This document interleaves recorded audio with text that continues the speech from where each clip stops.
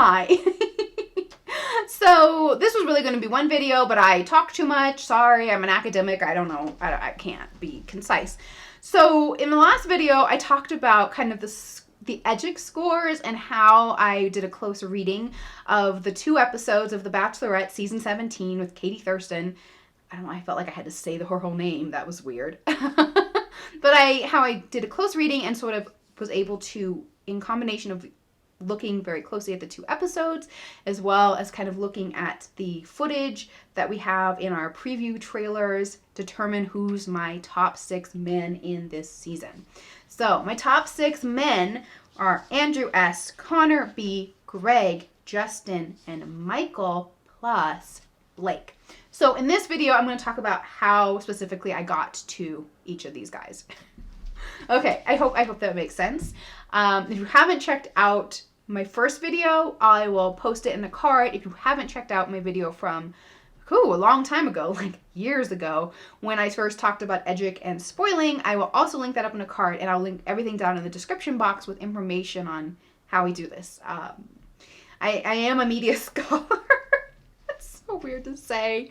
So weird to say, and this is, I guess, what I'm going to make my dissertation about. I don't know.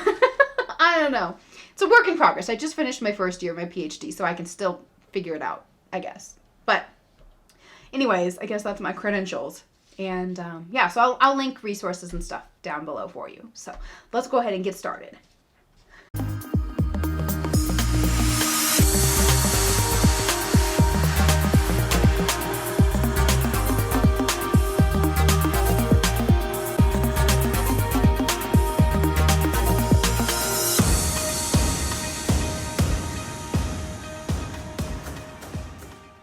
Okay, so I want to start with Blake. Is that okay? Can I start with Blake? So there's really interesting stuff going on with Blake.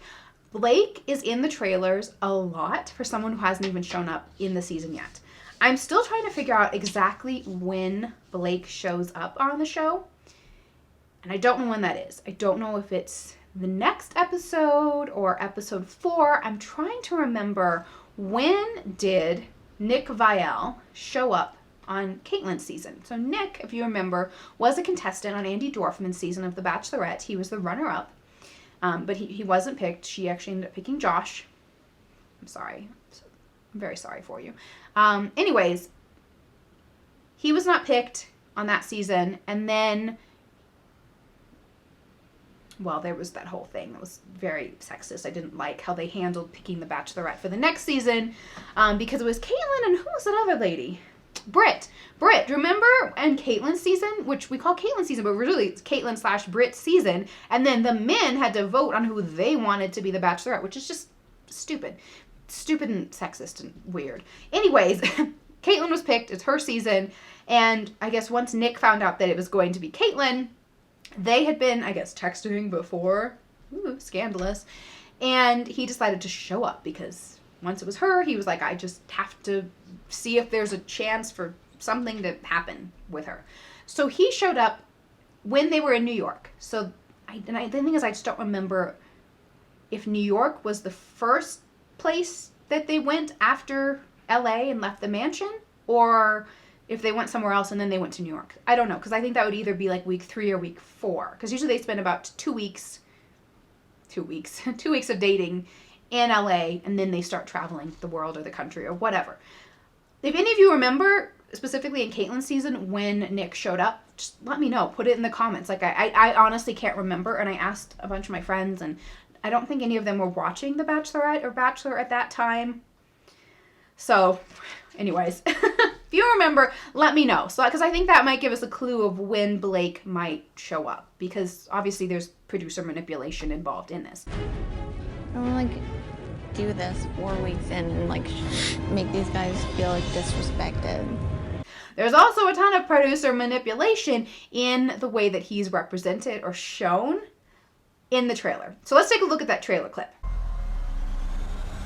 Katie! So here we have Blake, and it looks like that Blake is showing up at Katie's hotel room with his boombox in his say anything moment, and from this trailer, it looks like they are trying to insinuate that this is how Blake appears to Katie that he is interested in her and that he wants to date her.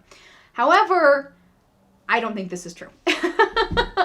I think they're trying to trick us and that Blake actually shows up earlier. Now, whether or not he actually shows up in the night where he's wearing that red suit jacket, that red blazer in the trailer, I don't know about that. Because if you listen really closely... I am a little bit late to this, but Katie is the one, so I just had to show up. He says something and then he's like, I just had to show up. But the part that he says ahead of time, before, it's just voiceover, and when you don't actually see someone's mouth moving, the producers, the editors can take that completely out of context. It means absolutely nothing unless you see someone's mouth moving. Now, what does that mean in like the grand scheme of things? So did he actually show up that night where he's wearing that red jacket? I don't know. We don't really know. You can't tell. This could have been voiceover from some other time, some other date. This could have been an interview with him as he's traveling to New Mexico to join the season. It could have been a vocal, like a pickup that the producers asked Blake to do after the season was already done filming. We know that they do that. And I can't remember. I went to a Q&A a couple years ago with Sean Lowe. I don't remember if it was in his book or if he actually said it during his Q&A, but he talked about how the producers would have him do voiceover narration after the season ended, that they needed some kind of, audio cue to kind of bridge something. They'd tell him what to say. He went in his closet and would record things and then send it to the producers, and then that got into the show. So they do like ADR, automated dialogue. I don't know if it's technically ADR, which is automated dialogue replacement, because they're not really placing dialogue, but they do like pickups, voiceover, that after the fact in post. So we don't know. So we don't know what Blake's doing. However, I can guarantee you that the night he shows up in his say anything moment, I am 100% sure, is not the first night that he shows up in the season. It's not. And I can tell you why. So if we look at what he's wearing here, Blake is wearing jeans and then like a kind of gray hoodie. And you can see the hood. You can see it has like the two like drawstrings for the hood. Katie is wearing, coming out of her hotel room, she's like, oh, you're here. Oh, look, I'm so shocked. It's Blake. She's wearing jeans and then a pink cropped hoodie. And now this is a different cropped hoodie because she also, earlier in the trailer, and I think in episode 2, you saw her wearing another cropped hoodie that's green and it's loose. It's loose fitting like a crop, I'm sorry, I'm like too low. Crop top. But the pink one that she's wearing in the scene with Blake is form fitting. And it has like a stretchy band that fits around her midriff, and then it's really billowy, and there's like puffy sleeves on it. And then you can also see there's like a little bit of a hood and then like the drawstrings. So it's really important to pay attention to her outfit here. And I'm kind of building up to this like bigger idea, this bigger storyline, in that Katie was on a one-on-one date with another contestant that she sent home during the daytime part of the date. So before the evening part of the date. Because here in this clip, you're gonna have to trust me on this. You see Katie wearing the light wash blue jeans and that same cropped dusty rose pink hoodie. And she's leaning against the wall and she's obviously upset. It looks like she's crying, she's upset, and she's leaning into the wall and she's all by herself. So I think looks like she was on a date with another guy, didn't work out. Possibly, could this be Mike? Maybe. We don't know. Or some other guy. We don't know. We don't really know. But she was on a date, didn't work out. She sent him home. And then that's why at night when Blake shows up, she's not at another date already. She's not having a nighttime portion of a date. She's in her hotel room wearing the same outfit she was wearing earlier in the day on her date. So Blake knows that this guy from the one-on-one date didn't get picked. He gets sent home, so he shows up afterwards. Then, hidden in the trailer is the shot of Blake and Katie making out on her bed in her hotel room. It's magic. It's very backlit. So here you can see that they have the light on, like it looks like a bathroom mirror, but no other lights on to keep the fact that it's Blake hidden from the audience. So if you lighten it up a little bit, you can kind of see things, but what you can also see is you can tell she's wearing a pink shirt. You can also tell from her midriff, it's kind of riding up, so you see some skin, then you also see like a band that's tight, and then you start to see like the puffy, billowy sweatshirt and the big arms. You can also tell that she's wearing jeans, that she's wearing pants. Maybe not jeans, so you can tell she's wearing pants in this shot too. When you see the guy leaning over, there are the like drawstrings for the hoodie, and then actually you can see the hood of the hoodie. This is the outfit she was wearing during that say anything moment. This is Blake. Now, I don't think Katie, if Blake is showing up for the first time with a boombox, don't think she would immediately let him up into her room and just start making out with him on her bed. I know the whole season is like, oh, sex positivity, and that's fantastic. I'm all for it. But being sex positive doesn't mean you just start making out with some guy on your bed like the moment you meet him. That just doesn't. I don't think Katie would do that. It just doesn't really fit with like the storyline that I'm concocted, and like, I don't know, this is all speculation here, but I just don't think that's right. Also, we can see at least one, possibly two dates with Blake in the rest of the trailer. So there's a shot of Blake and Katie going for a roll in the hay and making out.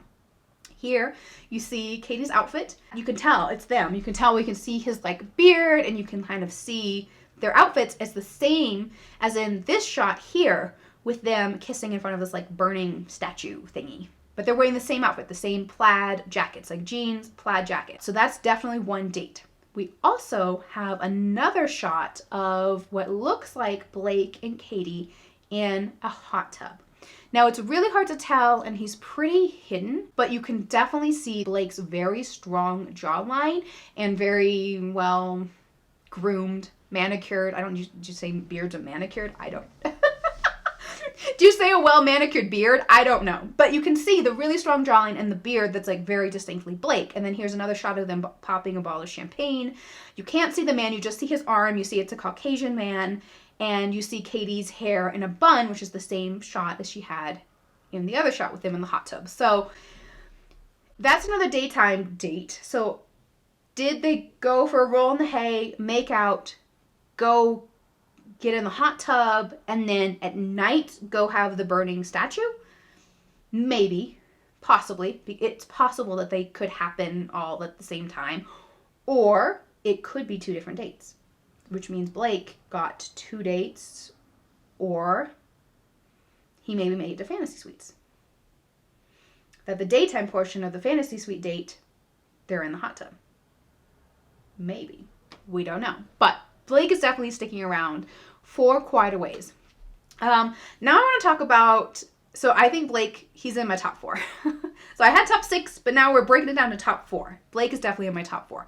Let's go ahead and talk about the other two guys that I don't think are going to make to the top 4, and that's Connor B. Let's start with him.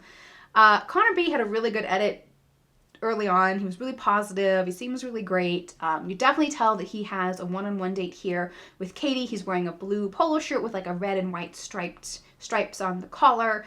That's obviously a one-on-one date, but that's the only footage you get of him on a one-on-one date. You don't get to see multiple dates of him. It's just this one. So I don't think he's going to make it that far. There's another shot of him in the background in some of this footage of with a rose on his shirt, which I think means he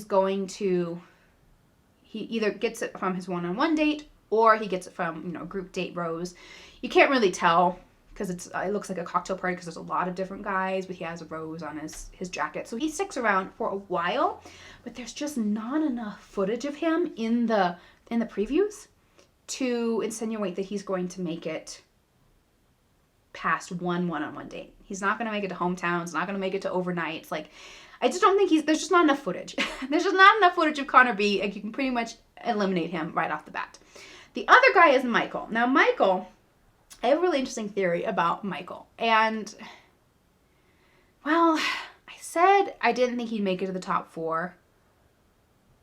And I don't think he is. And this is kind of why, and this is a lot of speculation. So, in the preview, the pre-season preview, we see Katie in this light blue sweater with this guy, and you just see the back of his head and his ear and his shoulder, and she's crying. And then in the previews from night 1 or episode 1, you hear this footage of like, oh, I'm just heartbroken. Our time together was cut too short. All I want to do is just cry. I don't trust that footage, by the way. Because it doesn't look like her voice and her mouth line up, but then it cuts really quickly so you can't quite tell. But if you go like frame by frame, it doesn't look like it quite matches up. So I don't know that she's saying those words there, but from the context, from the fact that she's crying, it looks like someone is removing themselves from the situation. They're breaking up with Katie. They are leaving the show. And I think that person is Michael. So Michael in the trailers, we also see he gets in a one-on-one date with Katie. They go off-roading in this like vehicle, and then they're sitting, you know, on a hill drinking champagne and overlooking and kissing and all that stuff. So he sticks around for a while. We also get a shot of him during it looks like probably a cocktail party, possibly a group date, but saying, you know, falling in love is so wonderful and I'm so happy it's with you. Falling in love is the greatest gift. I'm glad it's with you. He's stuck around enough to the point where he's saying, I'm falling in love with you. That usually means someone has been around, has stuck around for a while. Now, why do I think that this is Michael who is breaking up with Katie prior to Hometowns? We know that Michael has a 4-year-old son. Some extra, my friends told me that I guess this is a little bit of a spoiler. Oh, yeah, I didn't say that early on. This is a spoil-free zone. We're not talking direct spoilers, so don't put those in the comments. Don't tell me I don't want to know. I have not spoiled. I know the final 4 are out, but I just don't want to know yet. I don't want to know. Don't spoil it. Nothing that you can't like sleuth out from using either Edgic, media analysis, or looking at the trailers. I don't want to know. I just don't want to know, okay? Please. For me. For everyone else, that's not spoiled. Spoilers are out there. You can go and search and find them, but that's not what this is. Okay, cool.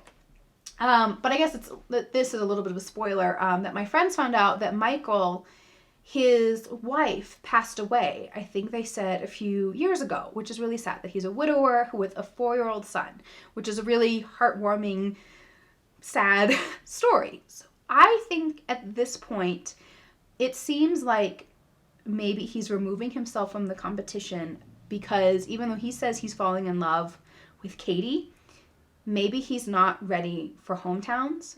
Maybe he's not ready to introduce his son to another woman in his life. And he is then removing himself from the show. And the reason I think it's Michael is if you look at the guy here, he's wearing, it looks like kind of a dusty blue jacket. And it kind of looks like the one that Greg is wearing in the trailer, but that's a little more army green. It's kind of hard to tell the color exactly. But I think it's this jacket. I think it's the same jacket that he's wearing in his one-on-one date when they're going off-roading. See, he's wearing this blue jacket, white t-shirt. But if you look later in the trailer, you see Michael sitting down for an interview, and he kind of looks down, and it looks like he's upset. He's wearing the same blue jacket, but he's wearing a different shirt. In that clip, when he's sitting down for the interview, he's wearing the blue jacket and a white button-up shirt with a collar. But when he was on the one-on-one date, he was wearing a white t-shirt. So I think he's wearing that same jacket during this breakup with Katie that he was during that one-on-one date, and then this is the footage that the producer shot of him talking about why he's removing himself. I also think it's Michael because you can also tell it's a Caucasian man in the shot. So that eliminates Andrew and Justin. So we're left with Connor B, Greg, and Blake. Don't think it's Greg because if you look at the hair, Greg's hair is a little bit longer. And the guy in this shot, his hair is shorter. So it's not Greg. We can also rule him out. I don't think it is Blake because if you also just look at the build of the shoulder and how muscular and how, built up the guy is, in this shot, he's not as well built or not even well built. I'm not going to say well built. Sorry, I didn't mean to say that. He's not as muscular as Blake. Blake is like bodybuilder, like very, very muscular guy. That's not this shot. So that basically leaves us down to Connor B and Michael. And Connor B has he also has kind of brown hair, but it's light brown hair. And in the shot, this guy has very dark brown hair. I took some screenshots of when Michael was talking to Katie during their time during the cocktail party in episode 2. And so, like, if you look at the back of his ear and, like, the way his hair is cut, I think it looks the same. So my theory is that Michael's going to be the one who removes himself from the show. And that really upsets Katie. So I don't think he's making it to the final 4. For the final 4, that leaves Andrew S., Greg, Justin, and Blake. Now, who gets eliminated when? I don't really know. It looks like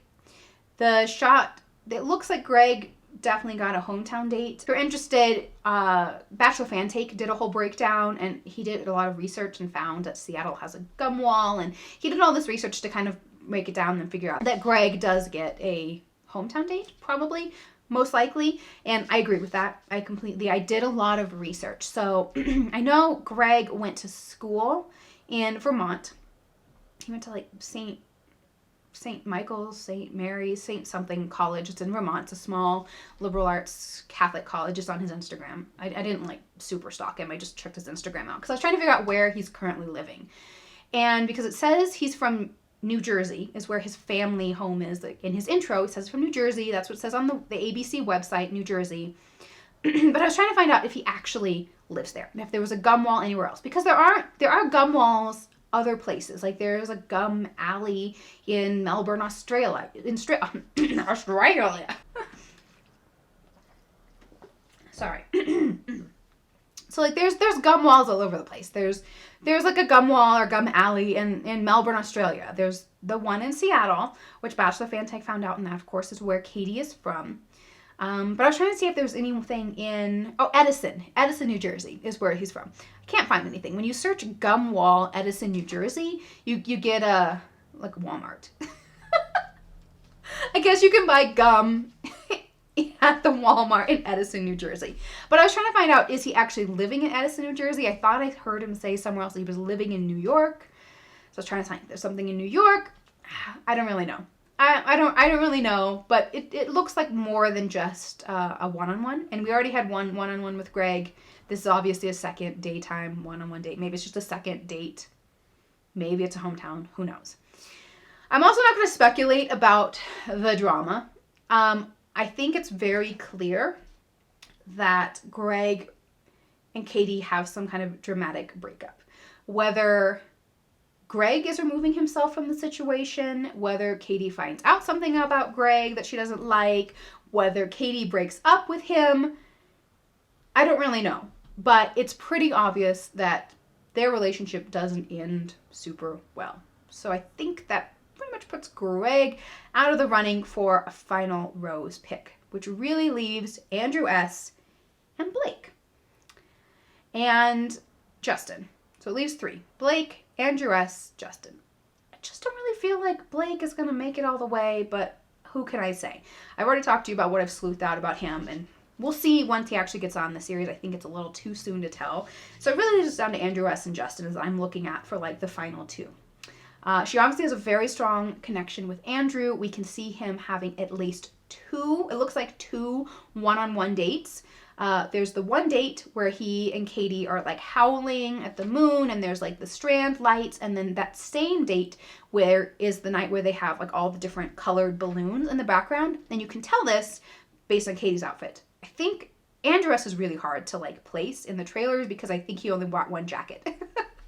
I think he only brought that like tan zip-up bomber jacket, and that's the only jacket he has because he wears it in so many different shots, but Katie has different outfits. So you can tell it's the same date because Katie's wearing like a black zip-up jacket, maybe leather jacket, and black pants, and then she has a silver kind of sparkly belt. And so if you look for that sparkly belt, you see it here, here, and here, so you know that this is all from the same date. I think he gets another one-on-one date because you see here, they're sitting down, he's again wearing the same bomber jacket, turtleneck, tan turtleneck sweater, which is a different one that he's wearing in this shot, which we know is from a cocktail party. This, it looks like he's trying to recreate probably their first one-on-one date and like a really special moment at a cocktail party. You can tell it's a cocktail party because they don't really do that kind of stuff at like group dates, like special things that the producers help the contestants set up. That's going to be at a cocktail party when they have more time to like set up all this stuff. And then you also know that it's not a second one-on-one date because Katie's wearing a pink sparkly dress with like kind of sparkly earrings, and you can see the pink strap. And then you see that in the same shot here with Michael, where he tells her like falling in love is like the greatest thing, whatever, blah, blah, blah. So that's a cocktail party. I think he's trying to recreate their first date. But in this second shot here of them sitting down at this table, she's wearing this like black and like gray, silver, like plaid outfit with a skirt and jacket. I don't know if it's a dress or if it's like a skirt jacket kind of combo thing. And then he's wearing his standard same bomber jacket that he has in like every shot. This to me feels more like a one-on-one date as opposed to a cocktail party. Also, you've not seen Katie wear that plaid jacket to dress thing in any other shots. So I think this is a one-on-one. Maybe this is the nighttime portion leading into a fantasy suite. Possibly. So I think you can tell that Andrew S. stays around a long time. There's also the shots of Katie running into his arms and like embracing him in the hallway of the hotel. And then there's a shot where Katie is hugging him, and then you hear a voiceover, which again, never trust any voiceover unless you actually see their mouths moving, where she says, "I love you." I love you. While she's embracing Andrew S. I feel like that's a MacGuffin. I feel like it's a red herring. It's a MacGuffin. The producers are trying to throw you off the trail. And this is why. So I just feel like it's a little too obvious. And I love Andrew. And he is such a positive edit. He has a really great story. He seems really nice. He seems sweet. He seems funny. I think Andrew is getting the Bachelor edit.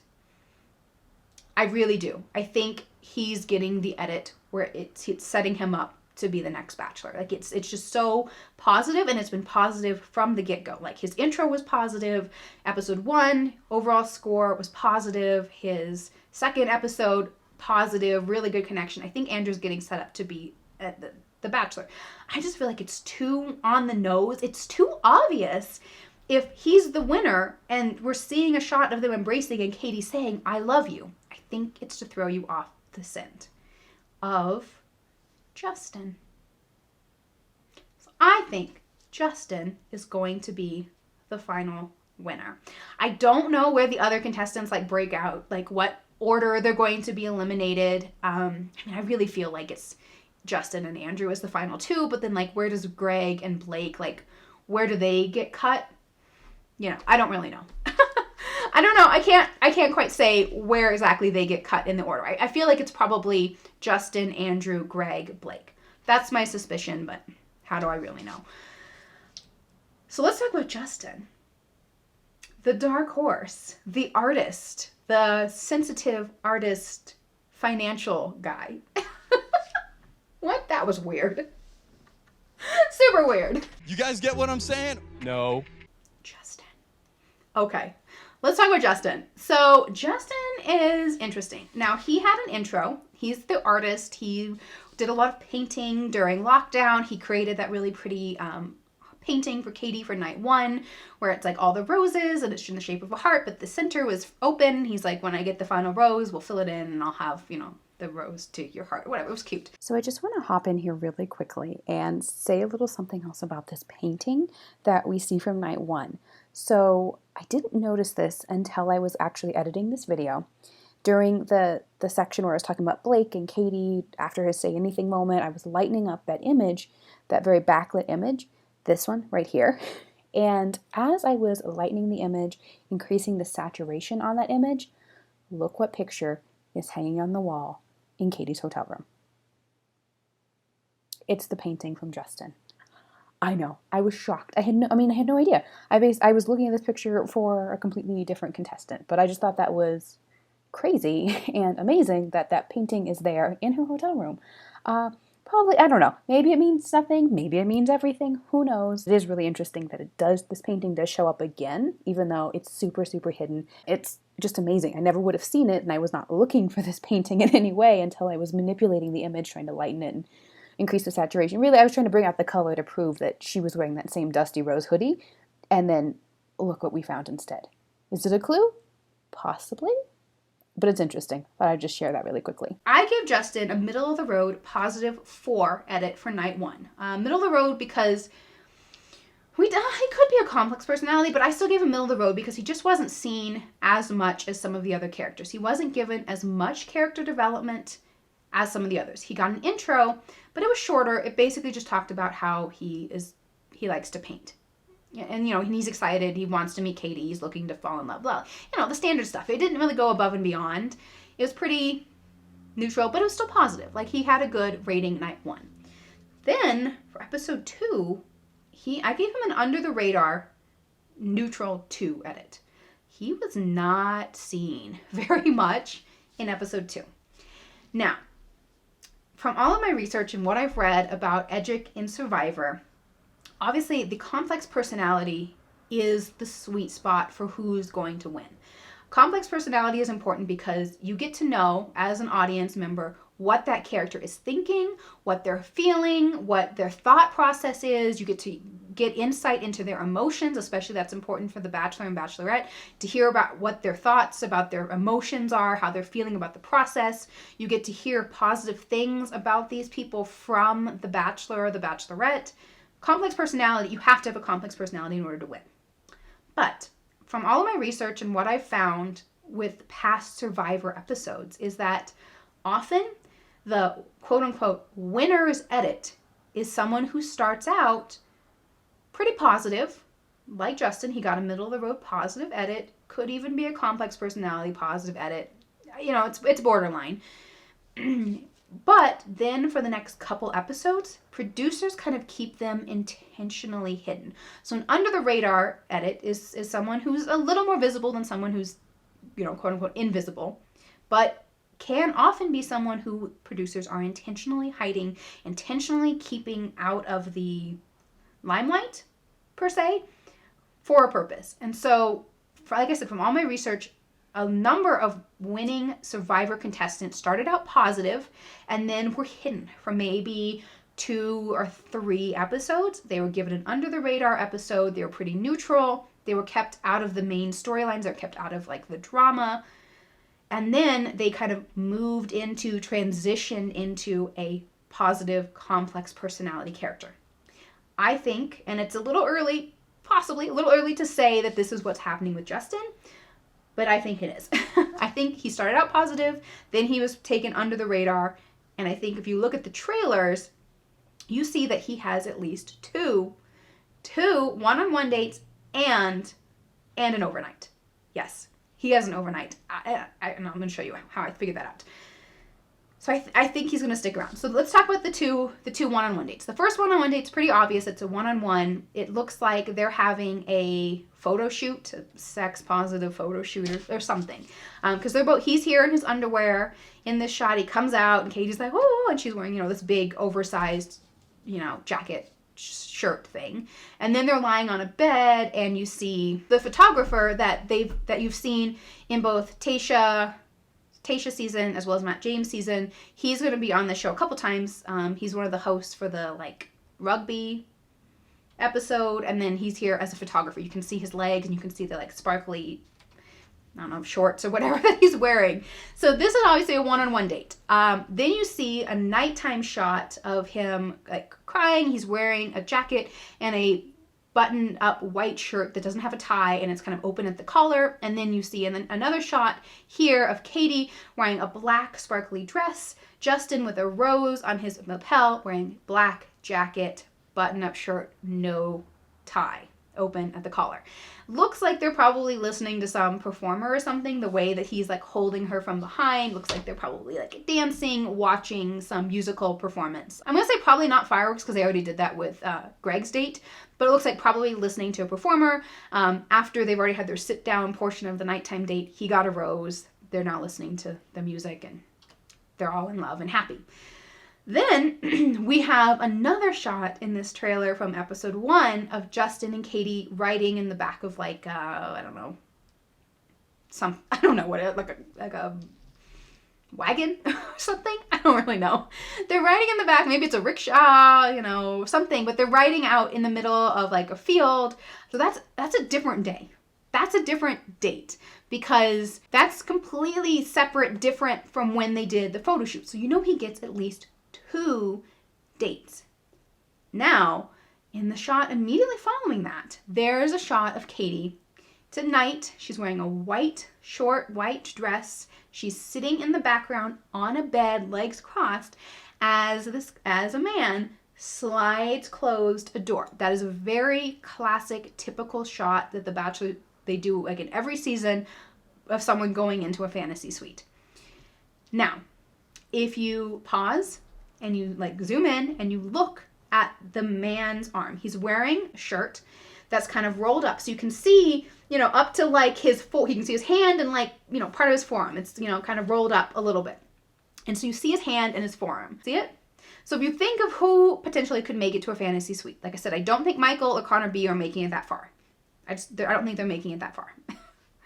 And so potential of people who could make it to a fantasy suite, you got Greg, you got Andrew S., and you've got Blake.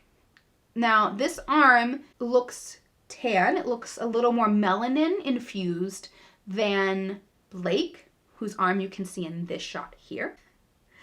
Also, the person looks, from just their build, looks a lot more muscular than Greg. Also, Greg, Caucasian, see him here. It's not a Caucasian arm. I mean, Blake, I don't really know what his ethnicity is. He's a little tan.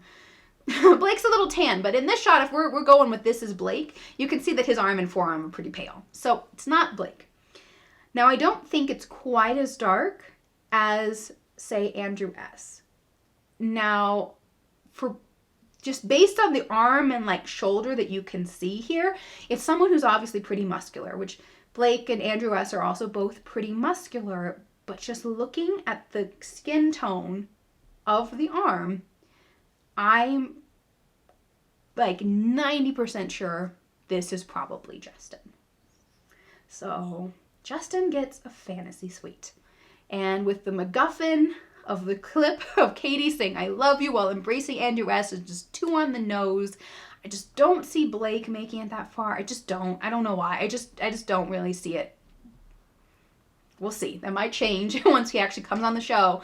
And with what I'm pretty sure is a bad emotional breakup between Katie and Greg, who's left to get the final rose and to win? Justin. I think he's the dark horse. Let's see what happens next week and in the coming weeks, because my prediction as of right now, what's the date? June 17th. I think Justin's gonna win Katie's final rose. Okay.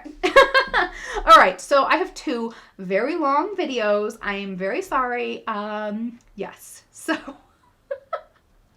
let's go ahead and I'm going to end it here.